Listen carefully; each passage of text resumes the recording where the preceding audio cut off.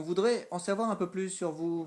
Qui êtes-vous, monsieur Germet? Alors, je suis donc catholique, pratiquant. J'ai très jeune été interpellé par la Shoah. À partir de là, je me suis intéressé particulièrement à l'élection du peuple juif, ce qu'elle représentait, ce qui n'est pas du tout d'ailleurs ce que l'on pense en général, ce qui n'est pas une suprématie ou un orgueil d'un peuple par rapport aux nations, mais beaucoup plus un choix et avant tout de Dieu, attesté dans la Bible.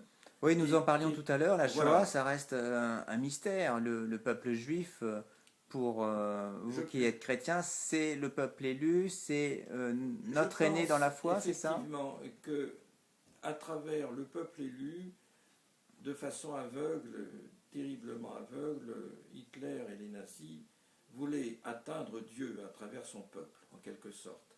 Donc c'est tout ce travail de réflexion qui est à la naissance même de l'amitié judéo-chrétienne et qui s'y poursuivit à travers les différentes décennies. Et Oui, maintenant, mais vous êtes oui, marqué par alors ça. je suis Vous êtes marqué marqué, si j'ai bien effectivement. compris, aussi par le journal d'Anne Frank, par Anne Frank. Oui, il s'agit d'une lecture très forte que j'ai faite en tant qu'adolescent, puis par le récit La nuit d'Elie Wiesel, par Primo Levi, par beaucoup d'autres ouvrages qui nous ont tous tellement marqués.